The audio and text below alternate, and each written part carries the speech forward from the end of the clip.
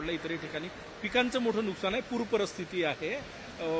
शेतकऱ्यांना तात्काळ काही मदत मिळेल का? पंचनामे काय? प्रामुख्याने पश्चिम विदर्भामध्ये वाशिम, यवतमाळ जिल्हा, वाशिम जिल्हा, अमरावती जिल्हा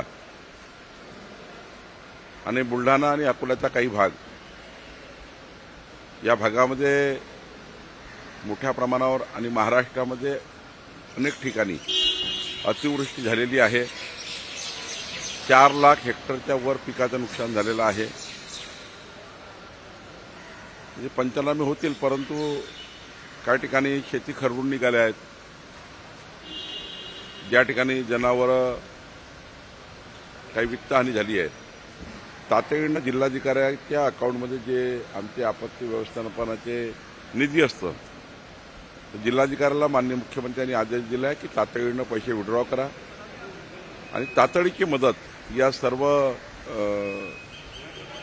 घरमालकांना, ज्यांचे घरं वाहून गेले, ज्यांना एनडीआरएफ, एचडीआरएफच्या टीमच्या माध्यमातून रेस्क्यू करायला लागलं, त्या सर्वांना मदत मिळाली पाहिजे.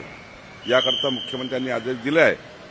आजच्या कॅबिनेटमध्ये, मंत्रिमंडळ बैठकीमध्ये हा संपूर्ण रिपोर्ट सादर होणार आहे. तर मंत्रिमंडळाच्या बैठकीमध्ये यावर पूर्ण चर्चा होईल. परंतु जे आता स्टँडर्ड नॉर्म्स आहे त्याप्रमाणे मदत द्यायला सांगितली आहे.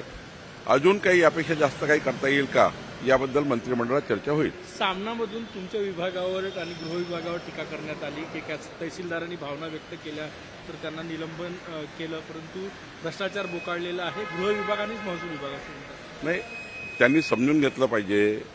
सामनाच्या संपादकांनी कारवाई करायचा काही प्रश्न येत नाही, पण क्वासी ज्युडिशियली सीटवर जिथे आपण न्याय दंडाधिकारी बसलेलो आहोत, त्या सीटवर बसून सेंड ऑफ करणे तो केला पाहिजे. त्याच्या भावना व्यक्त केल्या पाहिजे. एखादा मोठा हॉलमध्ये केला पाहिजे. त्या ठिकाणी सांस्कृतिक कार्यक्रम केला तरी अडचण नाही. पण ज्या पद्धतीचा रिलीव्ह झाल्यावर पुन्हा वापस येऊन त्याच सीटवर बसणे, म्हणजे एखादा अधिकारी रिलीव्ह झाला, पुन्हा वापस आले, त्याच सीटवर बसले, तसा अधिकार त्या सीटवर रिलीव्ह झाल्यामुळे गेलेला आहे.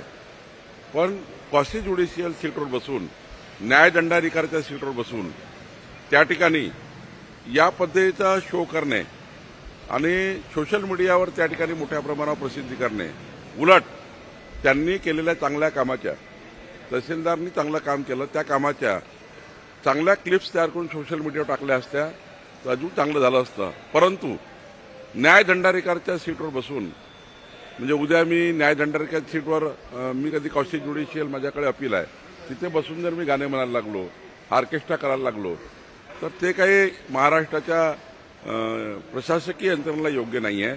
म्हणून कारवाई केलेली आहे आणि त्यांचं स्पष्टीकरण जे काही येईल त्यावर पुढचा विचार करू. निवडणूक आयुक्तांवर महाभियोग खटला विरोधक आणण्याच्या तयारीत आहे.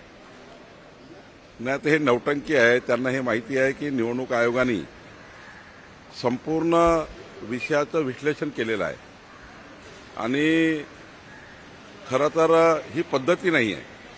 निवडणूक आयोगावर, त्यांच्या कार्यक्षमतेवर, कार्यपद्धतीवर ज्या पद्धतीने आक्षेप घेतला जातो आहे, तो आक्षेप काही योग्य नाही आहे. पण झोपेचा सोंग घेतलेला आहे.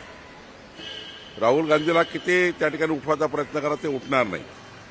झोपेचा सोंग घेतलेला आहे आणि निवडणूक आयोगावर बोलून आपला पक्ष वाचवण्याचं काम, आपली पार्टी वाचवण्याचं काम हे राहुल गांधी करतायत. विजय वडेट्टीवार यांच्या घरी सांकवनपर भेट दिलेली आहे. माननीय महाराष्ट्राचे काँग्रेसचे नेते विजय वडेट्टीवार यांच्या मातोश्री निघून गेल्यात. मी त्यांच्याकडे आज सकाळी जाऊन आलो. शेवटी आई ही आपल्या जीवनात फार महत्त्वाचं स्थान आहे. आई गेल्याचं दुःख हे आपल्या परिवाराला फार मोठं असतं. वडेट्टीवारजी दुःखात आहेत, त्यांना मी सांत्वना दिल्या आहेत आणि त्या दुःखातून ते बाहेर पडोत अशी मी परमेश्वरला प्रार्थना करतो. प्रशासन अलर्ट मोडवरती आहे. 36 पैकी 15 जे जिल्हे आहेत ते रेड किंवा ऑरेंज अलर्टवरती आहेत. त्या सर्व जिल्ह्यामध्ये एचडीआरएफ, एनडीआरएफ आणि आमचा जिल्हा प्रशासन, कलेक्टर आणि टीम, आमच्या तहसीलदार पंच टीम पूर्ण वेळ लक्ष देऊन आहे. सर्व विभागांनी त्याच्यामध्ये लक्ष टाकलेलं आहे. मी स्वतः लक्ष टाकलेलं आहे. आमचे आपत्ती व्यवस्थापन मंत्री गिरीश महाजन यांचेही लक्ष आहे. आमचे मदत पुनर्वसन मंत्र्यांचं लक्ष आहे आणि खास करून माननीय मुख्यमंत्री या सर्व विषयाला त्यांच्या वॉर रूममध्ये मॉनिटर करतायत. थँक्यू भाऊ. थँक्यू.